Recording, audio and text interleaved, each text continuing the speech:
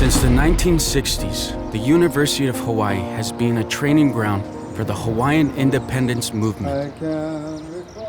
While there's different opinion on how to reclaim Hawaiian sovereignty, everyone agrees on one thing: Hawaii is a stolen nation. I've come to meet Dr. Keanu Sai, a political scientist who leads the Hawaiian Kingdom government. His research indicates the United States is illegally occupying Hawaii, and they're taking their case to the international courts. My name is Keanu Sai. I have a PhD in political science, specialize in international relations and public law.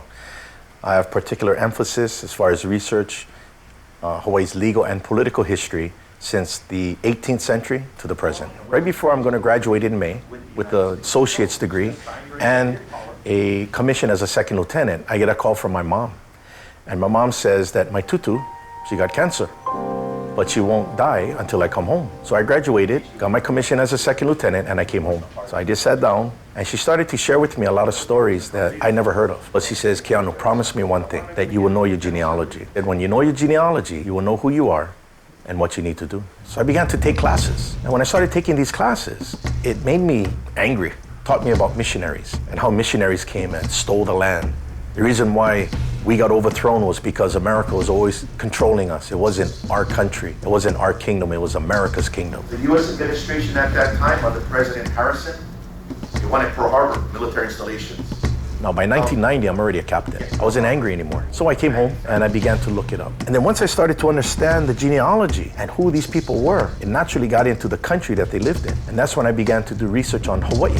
And I began to realize that what I was taught at the university was completely opposite from what the facts were in the archives regarding Hawaii as a country. I was shocked. Now, at this point, is Hawaii part of the United States? Still its own country, right? From 1995 to the year 2000, we were exposing Hawaii's occupation. And it was running contrary to what everybody thought in Hawaii. Even our own people were attacking me. On April 8, 1842, King Kamehameha III and Privy Council commissioned 3 envoys to secure international recognition of Hawaiian independence. We got up to the World Court, so we argued a case in the Netherlands. That court would not have taken our case if Hawaii was a part of the United States. The British government and the French government formally entered into a declaration recognizing Hawaiian independence. My whole point of going up there was to offer the United States an opportunity to join in the arbitration and prove Hawaii is the 50th state. Because if you can prove Hawaii is the 50th state, this case is over. See, before you talk about secession, you gotta first understand, was Hawaii ever ceded to the United States? So cede or cession is like marriage. Secession is like divorce. Oh no, don't talk to me about divorce until you clarify the marriage. Because we were never married. We're occupied. We're kidnapped. Students are being taught that we're being annexed by the United States, and that's all lies. Right. We've been taught, it's still being taught today Yeah. in elementary schools, until high schools, that we're being annexed, and we learn it in university, and you're like, wait, that's not true. Why are we still teaching our kids this? This is actually being taught at the high schools and elementary levels. And it's developing because people are realizing this is the wrong history. Aloha, I'm Simon Baker, the host of Native Planet. That very next month, January of 2001, I entered the University of Hawaii, and I'm going to change the history that I knew was wrong. I'm going to turn it upside down. I had an agenda. Because I'm just getting emotional. Tell me a little bit about your school, like what it is and what's so different about it. Hello Kumana is a Hawaiian-focused public charter school. It was established 11 years ago as a part of a movement.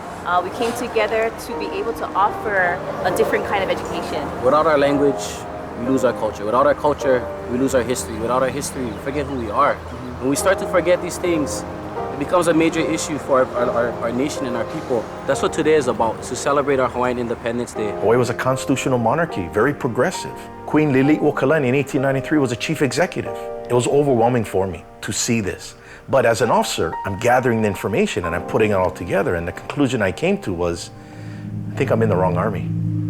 And I already served 10 years. 1994 was my decision to get out. So I retired as a captain. I needed to get these questions answered. This is Iolani Palace, and this is the executive building of the Hawaiian Kingdom.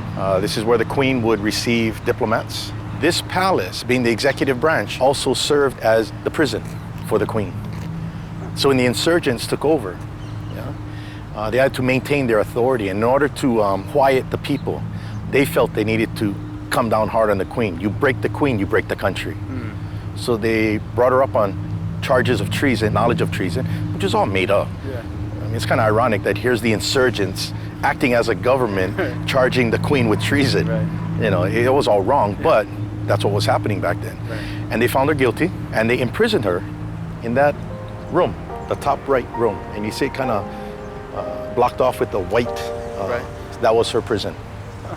She was confined to that room. Wow. Right. This is Ali'i Olanihale, and this is the building from the kingdom era that housed the judiciary and the legislature. And what we have there is a statue of King Kamehameha. That statue was built in the kingdom era. What happened was the United States wanted Hawaii for military purposes. Basically, the U.S. ambassador in 1893 conspired with certain individuals in Hawaii to commit treason. When U.S. Marines were landed on January 16, 1893, they actually marched up this street here called Mililani Street. And they set up camp right there in the corner, which back then was between two buildings. And that position right there was a defensive position. And they were set up there to protect insurgents who will be declaring themselves to be new government the very next day in this building. Right. So if the police force would arrest, which they were going to do, they're going to arrest them for treason, you're going to run into the Marines that have a direct line of fire. Yeah. So it's a very tense situation for the Queen because this would have sparked a war. Hawaii at this point is still its own country, but it's in civil unrest. Spanish-American War breaks out in 1898. The United States Congress passes a law called a joint resolution annexing Hawaii. The problem is a joint resolution is a congressional law that has no effect beyond the borders of the United States. We're created by Congress. Congress has no effect outside of its borders. It all happened right here. Right here. Wow. Right here. This is the seat of Hawaiian governance back in the 19th century.